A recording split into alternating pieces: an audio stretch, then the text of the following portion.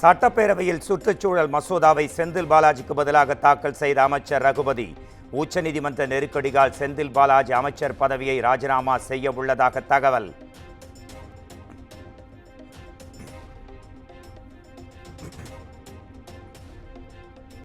அமைச்சர் பதவியை இழக்கப் போகும் சீனியர்கள் யார் யார்? முக்கிய முடிவை எடுக்கிறார் முதலமைச்சர் மு.க. ஸ்டாலின்.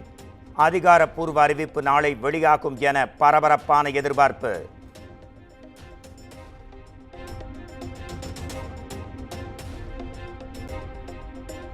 கோவையில் தமிழக வெற்றிக் கழகத்தின் தலைவர் விஜய் தலைமையில் வாக்குச்சாவடி முகவர்கள் கருத்தரங்கம். தொண்டர்கள் புடைசூழச் சென்று கருத்தரங்கில் பங்கேற்ற தமிழக வெற்றிக் கழக தலைவர் விஜய்.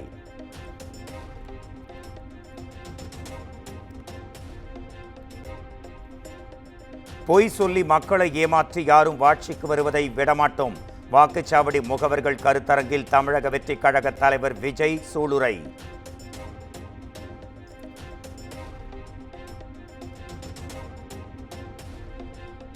தமிழக வெற்றிக் கழக வாக்குச்சாவடி முகவர்கள் போர் வீரனுக்கு சமம் என விஜய் பேச்சு. கரைபடியாத அரசியல் செய்வதற்கான களம் தயாராக இருப்பதாகவும் நிர்வாகிகளுக்கு உத்வேகம்.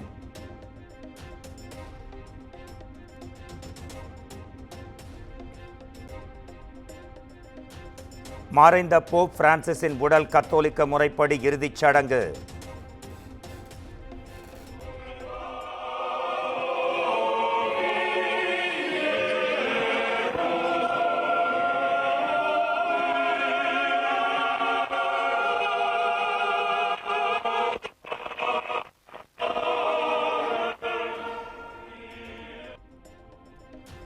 பல்லாயிரக்கணக்கான மக்கள் திரண்டு போப் ஆண்டவருக்கு இறுதி அஞ்சலி.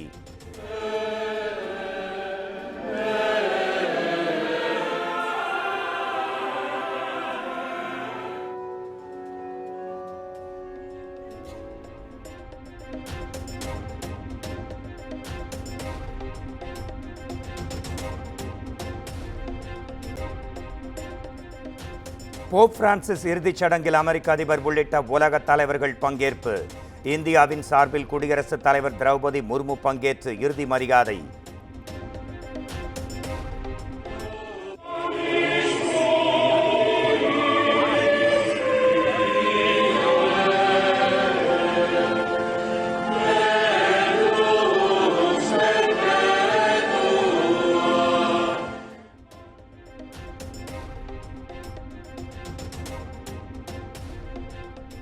வரலாற்றில் முதன்முறையாக போப் ஆண்டவரின் உடல் வேட்டிகனுக்கு வெளியே நல்லடக்கம். Ostia nostra reconciliationis proficia unum corpus et unus spiritus inveniamur in Christo. Ipse nos tibi per Pope Francis விரும்பியபடியே மிக எளிய முறையில் இறுதிச் சடங்கு.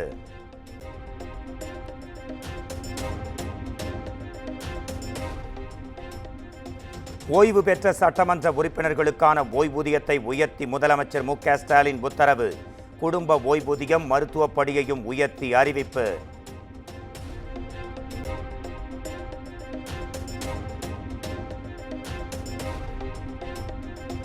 சிவகாசி அருகே பட்டா சாலை விபத்தில் உயிரிழந்தோர் எண்ணிக்கை 4ஆக உயர்வு. 2 தொழிலாளர்கள் காயங்களுடன் மீட்கப்பட்டிருக்கும் நிலையில் சம்பவ இடத்தில் அதிகாரிகள் ஆய்வு.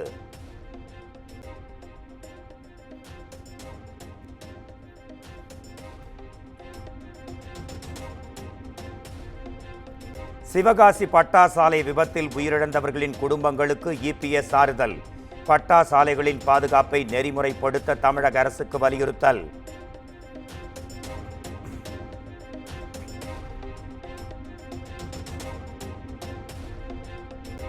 தமிழக வெற்றிக் கழகம் என்றாலே எல்லோருக்கும் பயம் வந்துவிடுகிறது. வாக்குச்சாவடி முகவர்கள் கருத்தரங்கில் தமிழக வெற்றிக் கழகத்தின் பொதுச் செயலாளர் ஆனந்த் பெருமிதம்.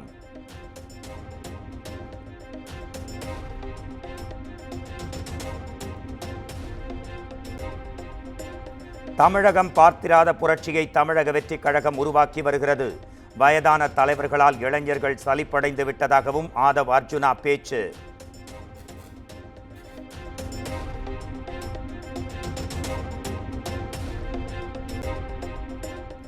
தமிழக வெற்றிக் கழக தலைவர் விஜய் பயணித்த கேரவேனை சேதப்படுத்திய தொண்டர்கள்.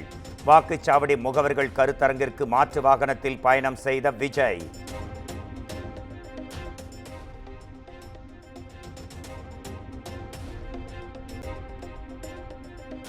தமிழக வெற்றிக் கழக பூத் கமிட்டி கருத்தரங்கம் நடைபெறும் கல்லூரியில் இரும்பு தடுப்புகளை தாண்டி சென்ற தொண்டர்கள்.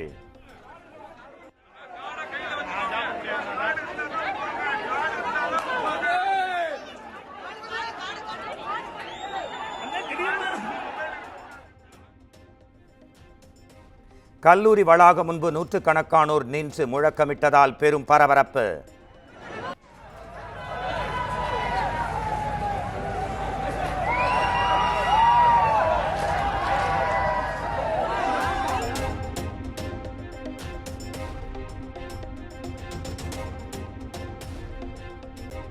பூத் கமிட்டி நடைபெறும் கல்லூரிக்குள் அனுமதிக்க கோரி தமிழக வெற்றிக் கழக தொண்டர்கள் வாக்குவாதம். சமாதானப்படுத்த முயன்ற பொதுச் செயலாளர் ஆனந்த் கீழே விழுந்ததில் லேசான காயம்.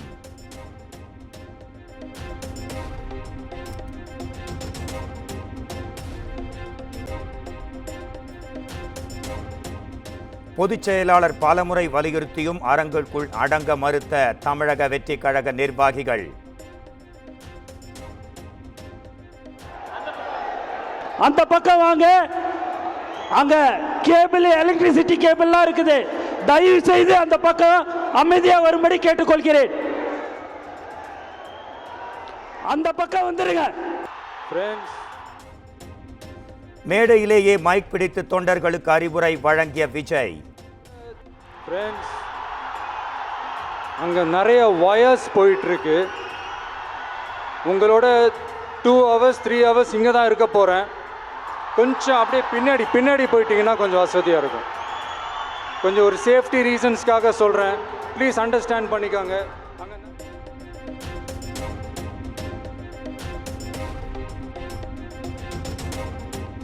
கோவையில் ரோட் ஷோ நடத்திய தமிழக வெற்றிக் கழக தலைவர் விஜய். வழி நெடுகிலும் தொண்டர்கள் ரசிகர்கள் திரண்டு உற்சாக வரவேற்பு.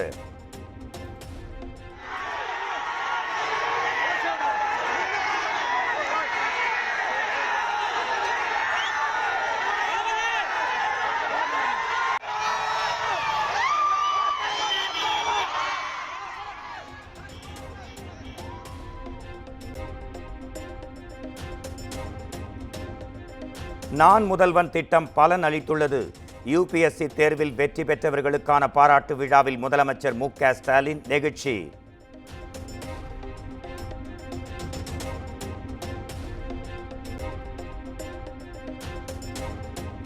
கள்ள ஓட்டு போட முயன்றதாக திமுக உறுப்பினரை தாக்கிய விவகாரம். அதிமுக முன்னாள் அமைச்சர் டி. ஜெயக்குமார் மீதான வழக்கை ரத்து செய்ய உயர்நீதிமன்றம் மறுப்பு.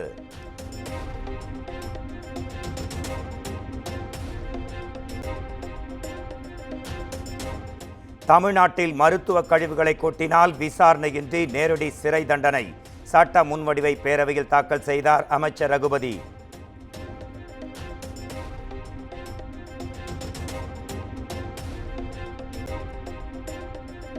பெண்களை இழிவுபடுத்தவர்கள் யாரும் சுயமரியாதைக்காரராக இருக்க முடியாது. பொன்முடியை மறைமுகமாக சாடிய திமுக எம்பி கனிமொழி.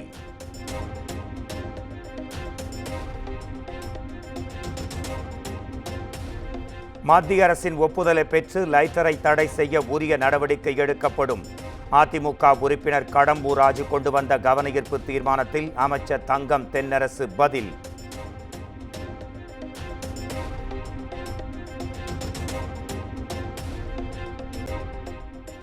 கிருஷ்ணகிரியில் அதிமுக சார்பில் நடைபெற்ற திண்ணை பிரச்சாரத்தில் கோஷ்டி மோதல். அதிமுக எம்பி தம்பிதுரை மற்றும் கே.பி. முனுசாமி ஆதரவாளர்கள் ஒருவரை ஒருவர் கடுமையாக சாடிக்கொண்டதால் பெரும் பரபரப்பு, சலசலப்பு.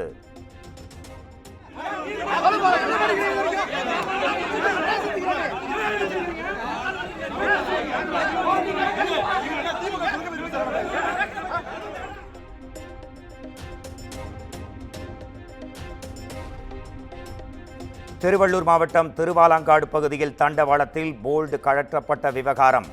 சிசிடிவி காட்சிகளின் அடிப்படையில் 100 பேரிடம் ரயில்வே காவல்துறையினர் விசாரணை.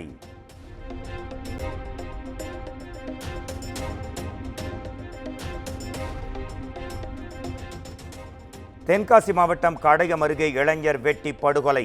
திருமணத்தை தாண்டிய உறவில் இருந்த விவகாரத்தில் படுகொலை செய்யப்பட்டதாக முதற்கட்ட தகவல்.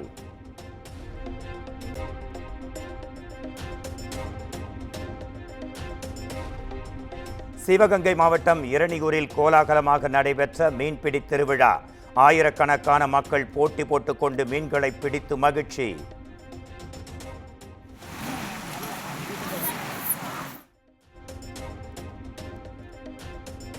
திருச்சி மாநகர திருவானைக்காவல் பகுதியில் கருமை நிறத்தில் வந்த குடிநீரால் பொதுமக்கள் பேரதிர்ச்சி.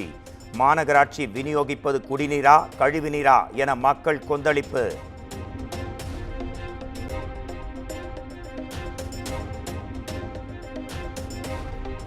மதுரை, ராமநாதபுரம், சிவகங்கை உள்ளிட்ட தமிழகத்தின் பல்வேறு மாவட்டங்களில் பரவலாக மழை.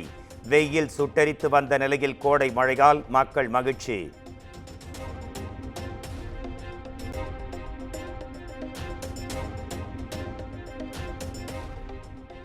தமிழகத்தில் அடுத்த 4 நாட்களுக்கு 3 டிகிரி செல்சியஸ் வரை வெப்பம் உயரக்கூடும் என வானிலை ஆய்வு மையம் எச்சரிக்கை. சென்னையில் அதிகபட்ச வெப்பநிலை 38 டிகிரி செல்சியஸ் வரை இருக்கக்கூடும் என்றும் கணிப்பு.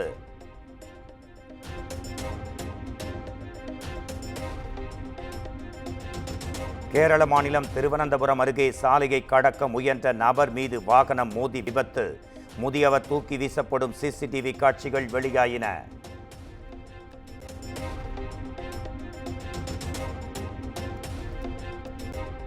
நாட்டின் பொருளாதார மற்றும் உட்கட்டமைப்பை மேம்படுத்துவது இளைஞர்களின் பொறுப்பு. ரோஜ்கர் மேளா திட்டத்தின் கீழ் 51,000 பேருக்கு பணி ஆணைகளை வழங்கிய பிரதமர் நரேந்திர மோடி பேச்சு.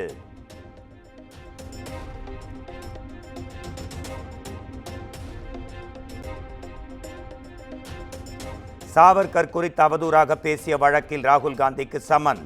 மே 9ஆம் தேதி விசாரணைக்கு ஆஜராகவும் புனே நீதிமன்றம் உத்தரவு.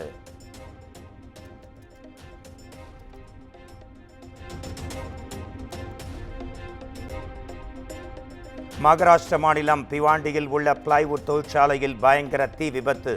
உயிரிழப்பு தவிர்க்கப்பட்ட நிலையில் பல லட்சம் ரூபாய் மதிப்பிலான பொருட்கள் தீக்கிரையானதாக தகவல்.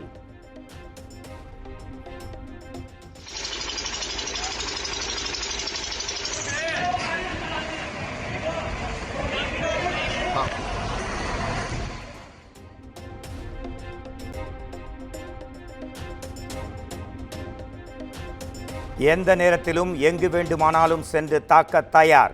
போர் கப்பல்களின் புகைப்படங்களை வெளியிட்டு இந்திய கடற்படை எச்சரிக்கை.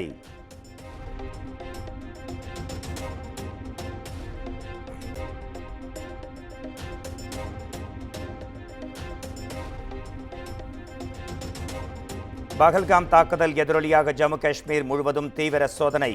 குப்வாரா மாவட்டத்தில் நடைபெற்ற சோதனைகளில் பயங்கர ஆயுதங்கள் பறிமுதல்.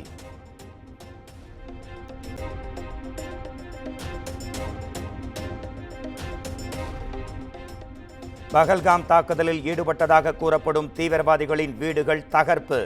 2வது நாள் சோதனையில் அதிரடி நடவடிக்கை.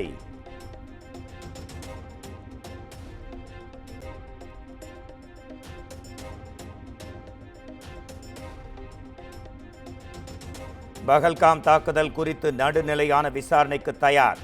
இந்தியாவின் அதிரடி நடவடிக்கையை தொடர்ந்து பாகிஸ்தான் பிரதமர் ஷபாஸ் ஷெரீப் அறிவிப்பு.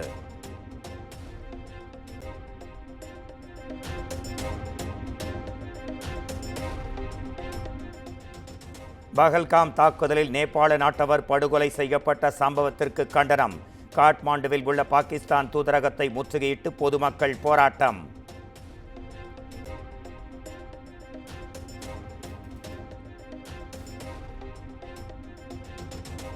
ஈரானின் தெற்கு பகுதியில் உள்ள துறைமுகத்தில் பயங்கர வெடி விபத்து. கண்டெய்னரில் இருந்த வெடிபொருள் வெடித்து சிதறியதில் 400க்கும் மேற்பட்டோர் காயம்.